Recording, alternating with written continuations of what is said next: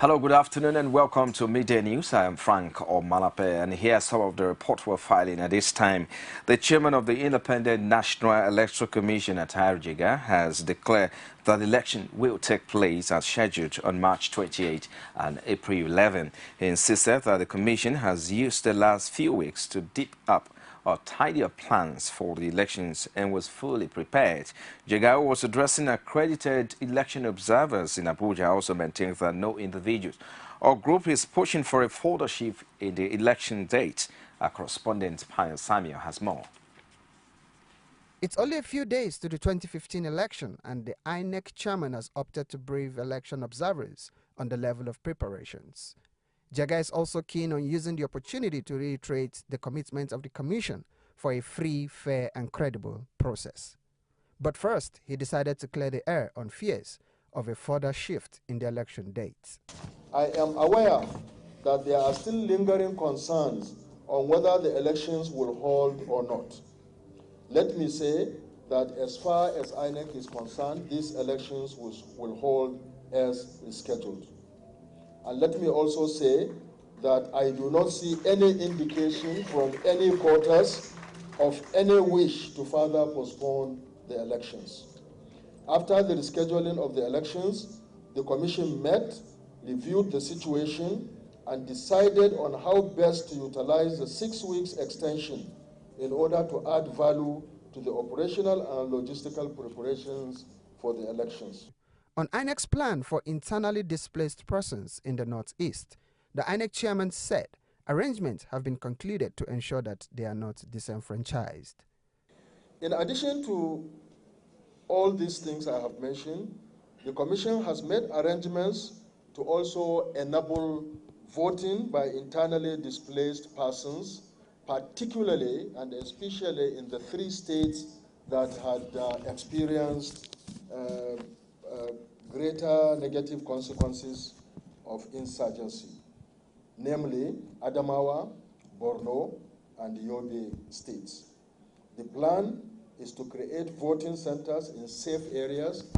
This has been done in consultation with stakeholders, and our plans are on course. The forum also provided the police another platform to warn potential troublemakers. Inspector General of Police Suleiman Abba advised eligible voters against loitering around polling centers after voting. This idea of cast your vote and remain, it is advisable cast your vote and go and cool down. And I have reasons for it.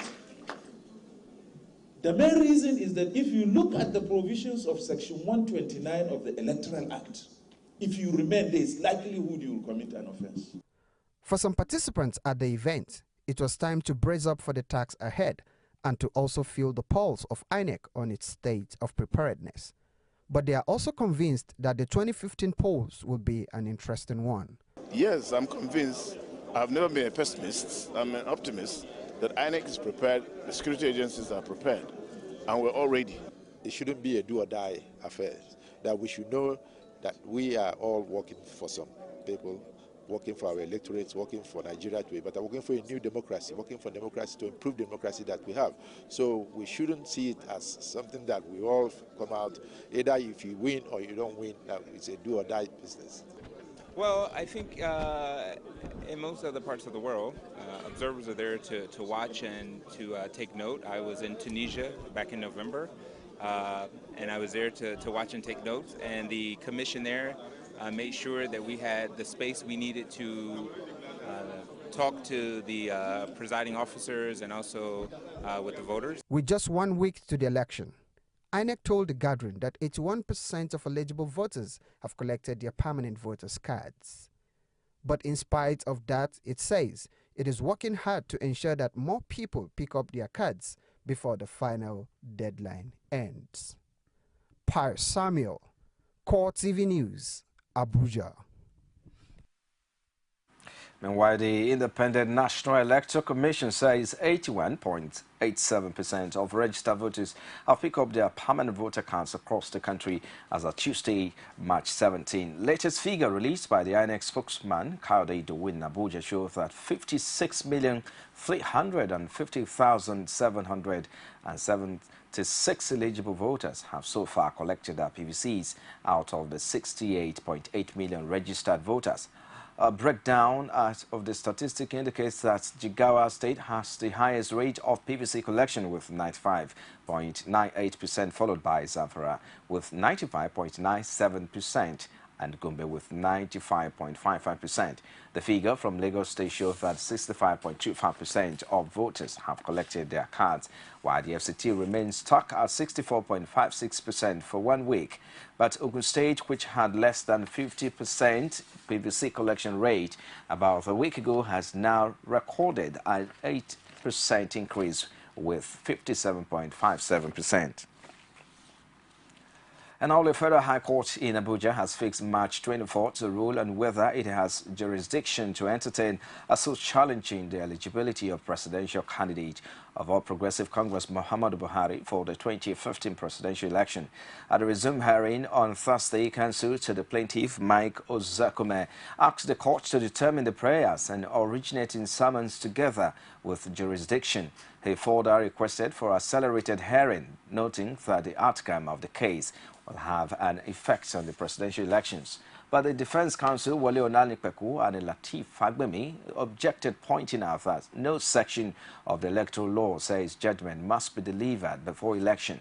After listening to all the parties, presiding judge, Justice Adeni Ademola, adjourned the case to Tuesday next week. We are saying that the originating summons in this case, filed by us, for the interpretation of certain provisions of the 1999 Constitution and the Electoral Act concerning qualification, particularly from CF001, and the issue of whether his academic qualifications were duly attached or ascertained by INEC before giving the go-ahead. We are saying that this matter should be constructed, should be looked into by the court. If the court finds that he has deviated from the provisions of the Electoral Act and the Constitution. First thing in law, when you go to court to file your processes, the other party must be served. And the position of my client for now is that he's not been served. It's not been served in accordance with the law, in accordance with the procedure, in accordance with the statutes. We have to take that one first. And when we were here on the 23rd of February, the court adjourned to today for hearing of all the pending applications. And when we got to court, claimant's counsel stood up to tell the court that he will want all the applications, including his own originating summons, to which we have not responded, to be consolidated. And that's what we have taken objection to. The right of the plaintiff is important, just as that of the defendant. The plaintiff has a right to approach the court, but the defendant also has a right to be brought to court via the proper procedure. If that has not been done, we all know and appreciate the fact that service is a very important and fundamental aspect of a case. And unless there is service or proper service, the case cannot progress.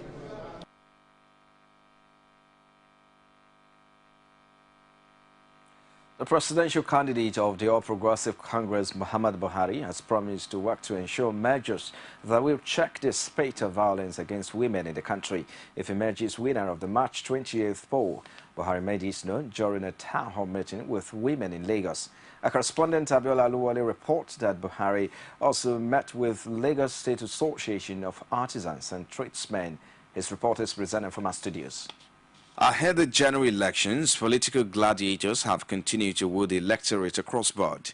The presidential candidate of the All Progressive Congress in the March 28 polls, Muhammadu Buhari, and the leadership of the party were in Lagos to give an insight into their plans for women and artisans if they emerge victorious at the poll.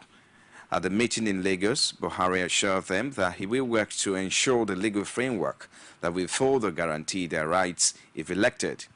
He says corruption, insecurity and bad governance remain the bane of the nation. These forms a vicious circle which needs the cooperation of all Nigerians to break it. If the Naira continues to go down, as I said, the factory will close. If there is no power, the factory will continue to close. If there is no security, people will take cover. Those that can afford it will leave the country. Those of us that are stuck here will remain and suffer. The town hall meeting with the artisans and tradesmen was another platform for Buhari to interact with the informal sector after listening to problems highlighted by the artisans hindering the growth of their businesses.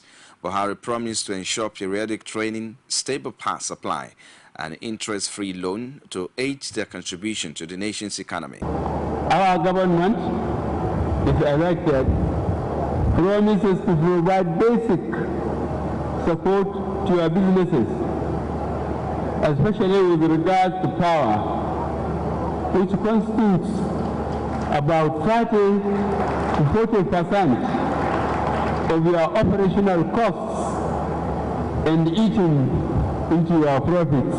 Speaking in the same vein, Lagos State Governor Babatunde Fashola and the national leader of the party, Bola Tinubu, urged the artisans to support Buhari and other candidates of the APC to change what they describe as an unintelligent government led by the PDP. I will vote for General Buhari, and I know that General Buhari will vote for himself. But you know what? After offering himself and voting for himself and coming to answer questions from you, that's all that he can really do for himself. He cannot elect himself. Are you ready to elect him? At a very crucial time in every nation state, you need those who are intelligent, brilliant, and think good vision enough to steer the ship of the nation. As politicians explore ways of selling their programs to the electorate, the expectation of Nigerians, according to political watchers, is good governance irrespective of the party that wins the election. Meanwhile, wife of President Jonathan, Patience, has led PDP women to a campaign rally ahead the 2015 general elections. So Lagos on the continued quest for the president's re-election bid. A correspondent Oluwaseyi Adegoke was at the stadium venue of the event and filing this report. Women from across the various chapters of the party came gaily dressed, and for some, it was like a party. Time for speeches. Wife of the Lagos State PDP governorship candidate, Biola Agbaje, bid the First Lady, fondly known as Mama Peace, welcome. We have longed for a long time for you to visit us. We have been waiting. The day has come and you are most welcome. Some of the PDP women leaders present at the rally urged Lagos women to vote for PDP in the coming elections. We are tired of all the situations in this country, and we believe women to be recognized in this struggle to have leadership. We really appreciate our father, Jonathan, who has given women opportunities to serve. For transformation, we're going to vote. For progress, we're going to vote. For good governance, we're going to vote.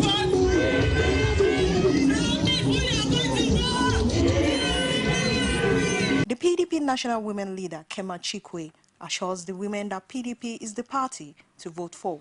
Our First Lady is following the footsteps of our great president. A president that has shown Nigerian women that we can belong to the development of this nation. A president that has recognized women. A president that has given us all the highest positions possible. For her part, the First Lady, Patience Jonathan, says Goodluck Jonathan is the messiah for Nigerian women. We, PDP people, we are talking to. And that's why PDP's slogan, Goodluck Jonathan's slogan, is about to do more. Opportunity. Because he has done it. And he PDP women urged the women in Lagos to vote for the PDP at all levels in the coming elections. Oluwaseyi Adegoke, CoreTV News, Lagos.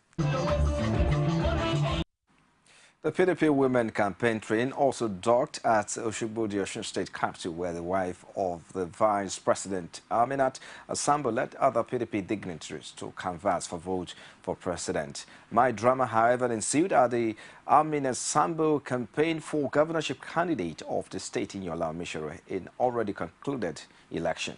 A correspondent Rashid tells us more.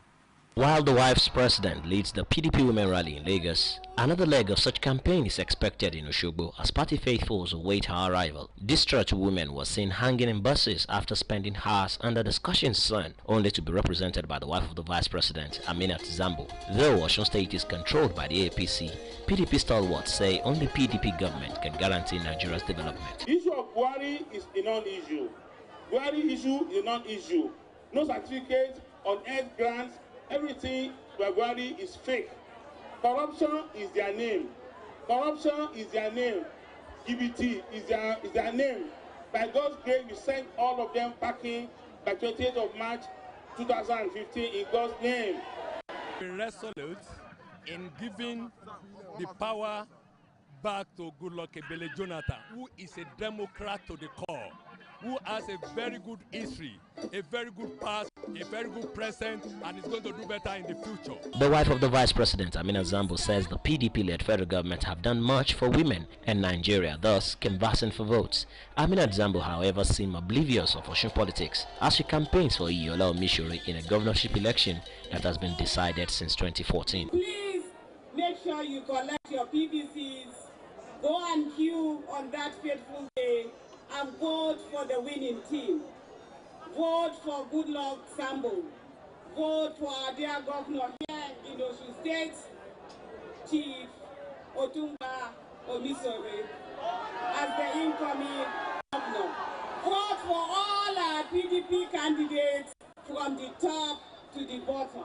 The Southwest is no doubt a hotbed of political activities, and the votes coming from the geopolitical zone will no doubt alter the balance of election results at the general polls.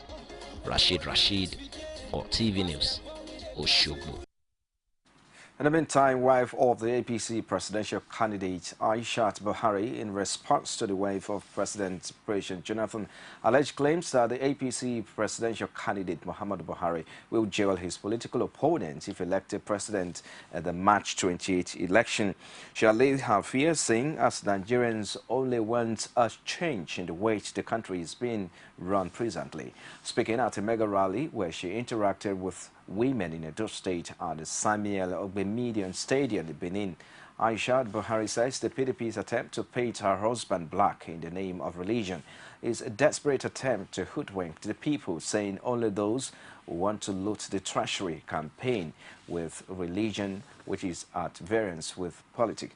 She went on to say each zone of the country has its peculiar problems, and that girl child trafficking should be considered when a major problem, a problem she blamed on unemployment. Aishat affirms that Buhari is a leader who led Nigerians some decades ago and is coming back now to sanitize the system. In his address to the women, Governor Adams Oshiomhole urged them to vote for the APC since the PDP has failed in the 16 years to deliver on electricity and other basic infrastructure. You're still watching Midday News at 12. We'll take a short break. We'll be back with more stories after this time out. Join us again. Every day, every hour, and every minute, news break in Nigeria. Things happen so fast, it's most times difficult to track and comprehend them. But that's what we do right here on Digit 360. 2015, would you want to come back again? It's like asking Jesus Christ if he knew he was going to die, will you want to come back as the savior of the world again? We do not just help you track the stories, we break them down, explore all the angles, analyze the issues so that you can fully comprehend the stories and use them to make the right decisions.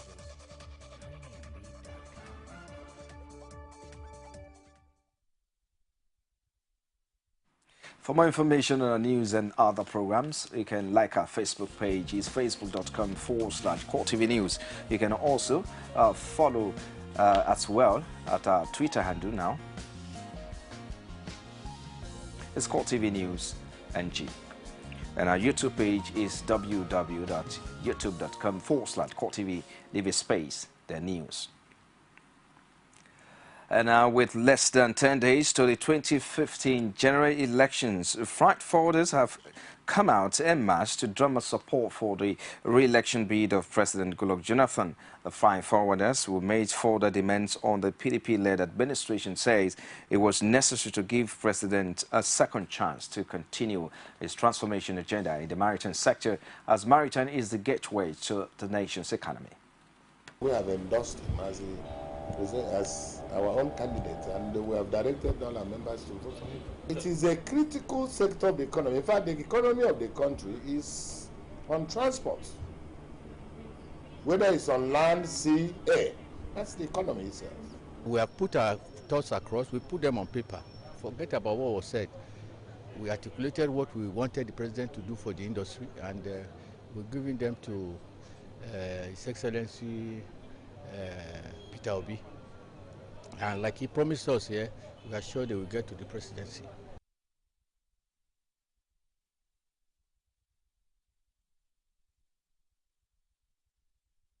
The All Progressive Congress said he has uncovered another plot being hatched against the leadership of the party by sympathizers of the ruling People's Democratic Party.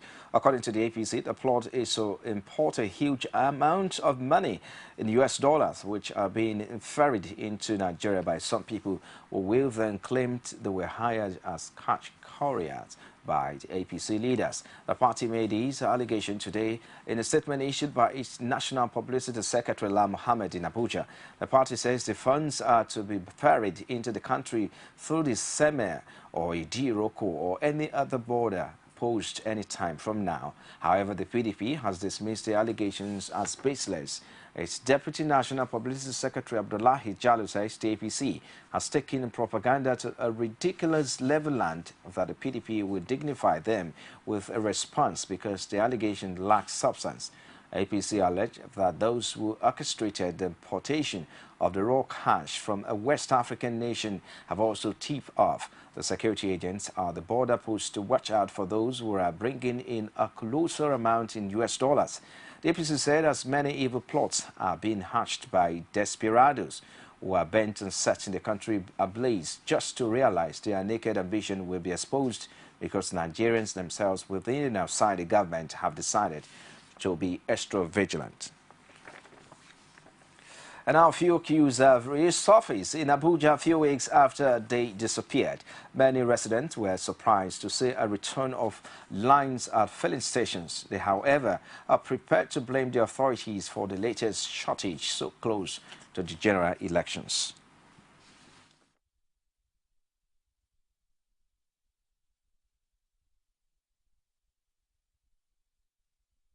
Honestly, government have been making promises that it seems to be a broken promises. And we cannot actually pinpoint to what is happening. That was what they said, that this is, that we are not going to experience fuel scarcity again. But this is what we have been experiencing. I think since day before yesterday, this thing has started now. We don't know the cause, but they are saying that they don't want people to carry fuel about during the election. As you can see, the queue is too much. There are many filling stations, they are not selling. They just switch up everything. They are not selling. That's why I just come to buy black market, because I have a urgent place I want to enter now. That's why I just say, let me buy black market here. And outside Nigeria now, 9 people have been arrested in connection with a gun attack in Tunis that saw 23 people killed, including 20 foreign tourists. Tunisia's presidency Saya Forov says that 4 of those arrested were directly linked to the attack and 5 had ties to the cell, saying the army has been deployed to major cities. In another development, Islamic State has claimed responsibilities for the attack on the Bado Museum, using an audio message to praise 2 knights of the caliphate. The message posted on Twitter account to be reliable sources of it is propaganda, named the attackers as Abu Zakaria al-Tunisi and Abu Anas al-Tunisi. Well, and that's a wrap on Midday News. Many thanks for watching. I am Frank Omalape. Bye for now.